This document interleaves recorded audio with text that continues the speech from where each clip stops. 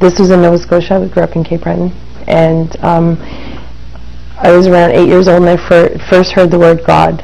And I was outside playing, and the person said to me that God lives up in the sky. So I said, "Oh, really? You know, what does that mean?" So then, when I arrived in Toronto when I was around 10, I had met this girl in my building that wanted to go to church. So I decided that, okay, well, let me go and find out, what church is all about. And even though I had a Christian background somewhat, but my parents don't really practice anything, so I just kept going to different churches, and I found that there was too many inconsistencies. So I always had that need, to learn, to know about my Creator, if there was a Creator. So when I was around 24 years old, I was in school, and I had met this young man, and I also had met, he was a Muslim actually, but he wasn't a practicing Muslim. So I also had met a girl in my class that was wearing full hijab like myself, and she had a face covering on. So I had asked her, why does she wear that on her face? And it looked so strange to me, right? So I said, well, can you tell me why you wear that? And she had explained to me that in Islam, the beauty of a Muslim woman, is something that is so honored and respected that we don't share it with everybody, so we conceal it. And it's also, backed up from the Quran that Muslim women have to cover. So I thought that was interesting. So then I said, okay, fine. I left it, and I had a relationship with this man at school. He was like a boyfriend. So I had later. I also had another friend.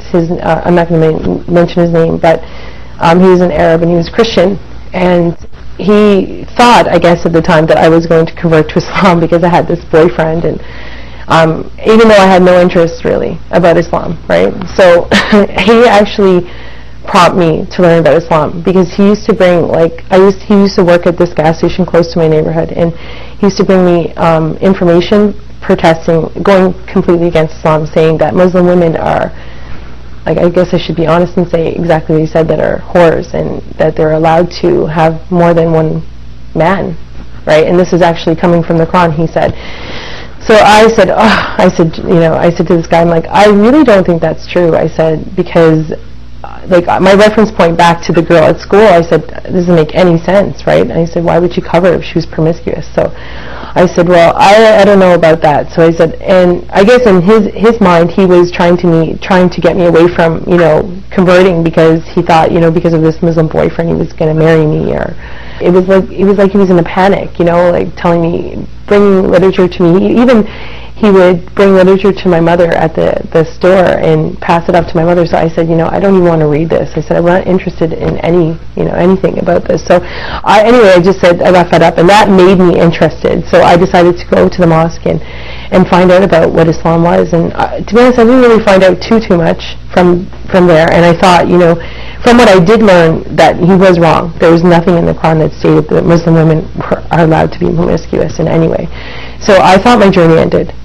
But it didn't. It actually just begun from there. So I went back, and I later found out that I was pregnant for the Muslim guy at school, and but he had left me. So I was now 5 months pregnant, and I was on the subway going to this new school, and from there I looked up. I was sitting on the subway, and I looked up, and I saw Salia, the girl that I had met with the full hijab at school before, and I'm like, oh, I said, hi, how are you? And she's like, fine. And I said, where are you going? And she's like, well, I'm going to this new school. And I said, well, what one? It just so happened that we were both going to the same school now. We became very good friends, and I learned a lot about Islam from her. And it was never, I wasn't really, like before, going to the masjid or the mosque and inquiring for myself. Islam just came to me now, and I became friends with her and a few other girls at school, and she would often invite me, to her house, and I learned so much about Islam, the character of a Muslim, and and also I found very interesting was that she actually memorized the Quran, which was like, to me, just a book at the time, and it was like word for word, she memorized it, and I was like, wow, this is amazing. So I wanted to know, like, what was in this book? You know, what was so amazing about a book that someone would memorize word for word? And, you know, there's just so many things that, you know, that amazed me. And being around a Muslim person, a practicing Muslim person, do you see the beauty of Islam? And I don't know how to sum that up or give you one particular point, but I would go to her home and I would see how she would interact, how she would dress, how she would eat, even how she prayed. I mean, I was out with them numerous times where she would, you know, say, "Oh, Crystal, you know what? I have to go pray. I have to find a place to pray." I found that amazing. Like, you're just going to stop and it was winter time, you know, freezing, you know.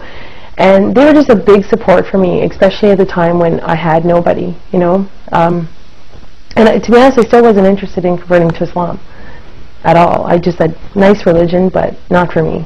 So,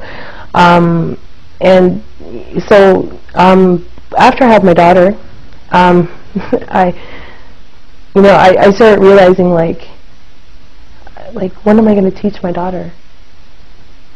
Like, what am I going to teach my daughter? Like, how am I going to grow my daughter up?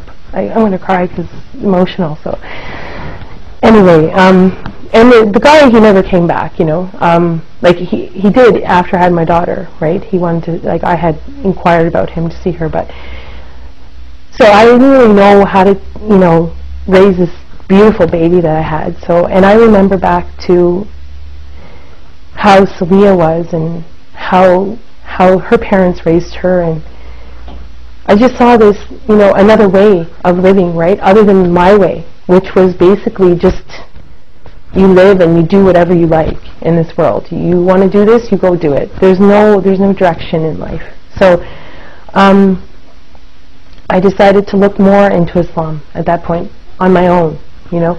So Celia now got pregnant and she started working at the masjid just not far from here, and I said, well, Celia, I'm going to pop over and, you know, every day, because I was home with my daughter, and I said, let me just come over and, you know, we'll talk about the Quran. I want to know more about it. It was hard to find the concept of, you know, what is God, and from these experiences that I had at the masjid, I came to realize that there was a God. And you know, one day I decided, you know, to go to the mosque. My daughter was 6 months at this point, and I was there and I was in the room, and, you know, like, I was serious. I really wanted to know about this religion before I converted, because I never was baptized before. I never had any, you know, conversion to any religion. So I wanted to find out, you know, really, was this for me, you know. And from there, I was there one day, just, you know, like every other day, just visiting her in the office and talking about Islam and God and who He was, and,